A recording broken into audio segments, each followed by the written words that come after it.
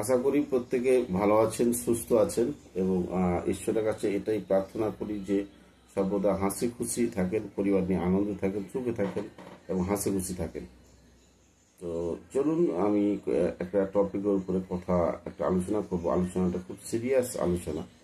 ব্যাপারটা হচ্ছে, দেখুন যে আমরা যেখানে বসবাস করি বা আমাদের পরিবেশের চারপাশে এমন কিছু মানুষ থাকে যারা আপনাকে আমাকে পিছনে টেনে নেওয়ার জন্য সর্বদাই প্রচেষ্টায় লেগে থাকে।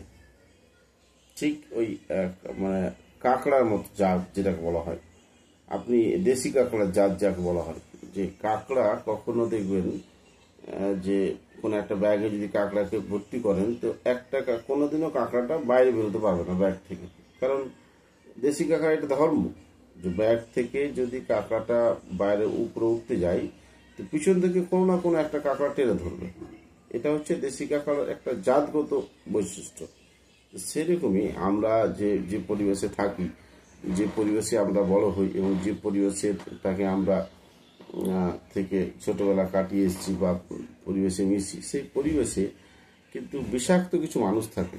প্রত্যেকেরই আশেপাশে লক্ষ্য করে দেখবেন, এরাই হচ্ছে সেই দেশি কাঁকড়ার জাত। তো এই লোকগুলোর দাম আজ থেকে 10 টাকা নির্ধারিত করুন। এই লোকগুলোর দাম আজ থেকে, আমার ভিডিও দেখার পরে আমি আপনাদের উদ্দেশ্যে এটাই বার্তা আমার, যে লোকগুলো আপনাকে পিছনে নেওয়ার জন্য সর্বদা প্রচেষ্টা করে, আপনি যারাকে চিহ্নিত করুন এবং ওই লোকগুলোকে আপনি 10 টাকা দাম ধার্য করুন। ওই লোকগুলোর দাম অনলি 10 টাকা। কারণটা হচ্ছে, কথাটা কেন বলছি, ব্যাপারটা হচ্ছে কি স্যার মহাশয়, যে ওই লোকগুলোর সাথে আপনার হাটে বাজারে বিভিন্ন জায়গায় দেখা হবে স্বাভাবিক।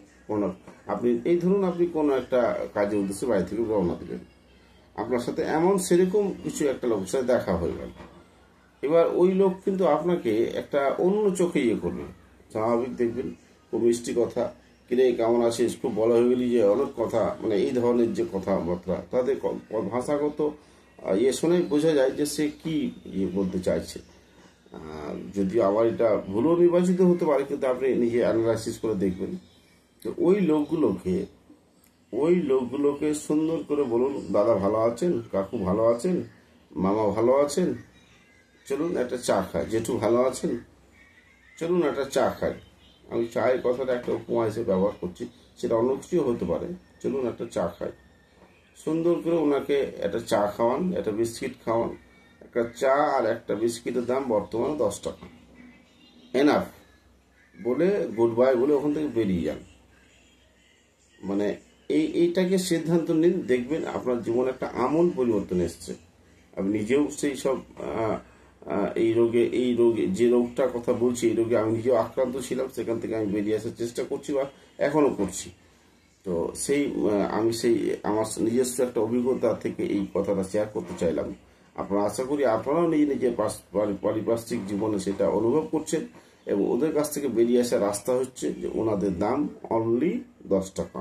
এটা আমার থিওরি। এই থিওরিটা অ্যাপ্লাই করে দেখুন, আশা করি মনের দিক থেকে শান্তি পাবেন। এবং যারা অবশ্যই যারা আপনি ভিডিওটি দেখলেন, অবশ্যই ভিডিওটি যত সংখ্যক মানুষের কাছে পৌঁছে দিন।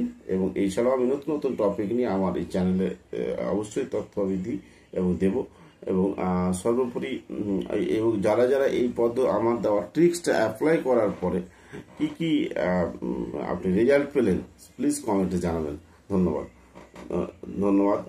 নমস্কার, আসসালামু আলাইকুম, জয় জোহর।